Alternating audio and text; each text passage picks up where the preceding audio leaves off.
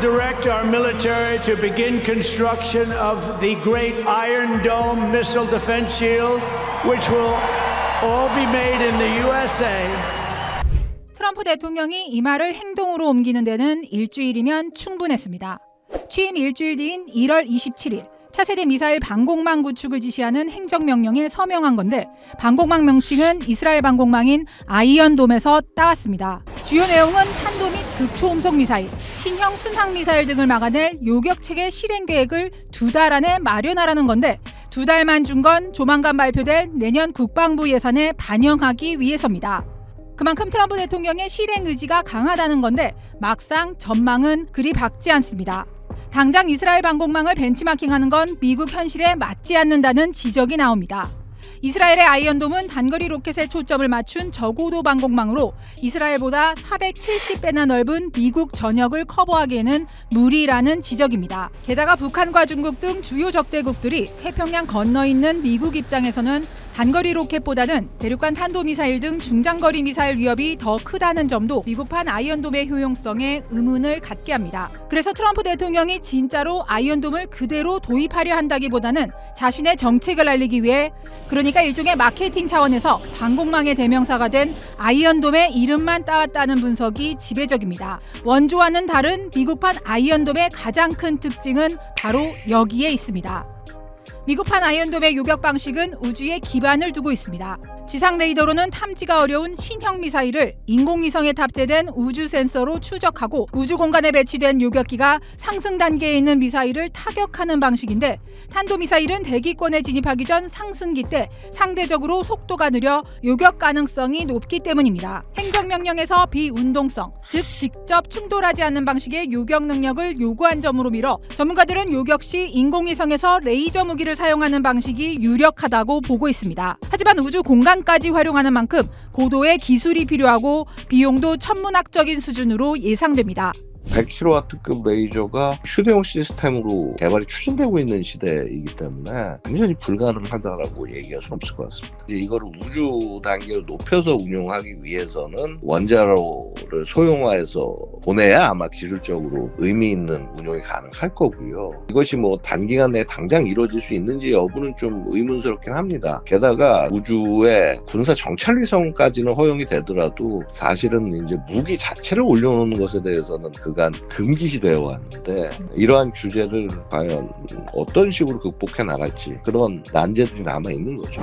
1980년대 초 레이건 정부 때도 이른바 스타워즈라는 이름으로 인공위성을 이용해 적의 핵미사일을 요격하는 구상을 추진했지만 예산 부족과 기술력의 한계에 부딪혀 중단했습니다. 사실 우주 방위를 향한 트럼프의 관심은 새로운 게 아닙니다. 트럼프 대통령은 이미 1기 때인 2019년 말 우주를 지배하고 우주 공간에서 미국의 이익을 극대화하겠다며 우주군을 창설한 전적이 있는데요. 당시 미국 내 반응은 조롱에 가까웠습니다.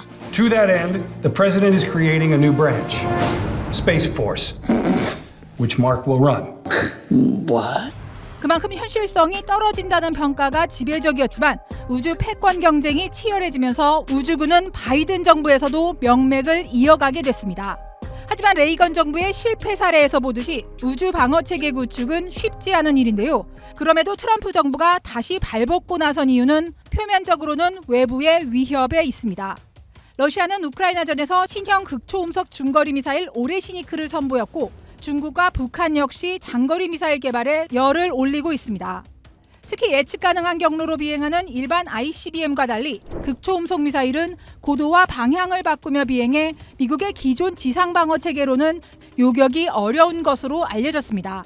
이런 이유로 백악관은 위협의 증가에도 미국의 본토미사일 방어 정책은 제한돼 왔다며 새로운 방어 체계의 필요성을 강조하고 있습니다. 미국판 아이언돔 구축은 자국 방산 사업을 키우려는 의도도 있는데요. 트럼프는 유세 기간 아이언돔의 모든 것을 미국 안에서 만들겠다며 지역 유권자들의 마음을 샀습니다. 레이건 시대와는 비교할 수 없이 기술력이 발전됐다며 자신감도 보였는데요. But we have unbelievable technology. We shoot them down. I've seen so many things that you wouldn't even believe. Missile launched, and they calmly walk to a seat. Ding, ding, ding, ding, ding, ding. They've only got 17 seconds to figure this whole thing out, right? Okay. Missile launch, pshing, boom. And we don't have it here, but we help other countries in having it. No, we're going to have the greatest Iron Dome. Let's call it Iron Dome. Anywhere in the world, and it's going to be manufactured. A lot of it right here in New Hampshire, actually.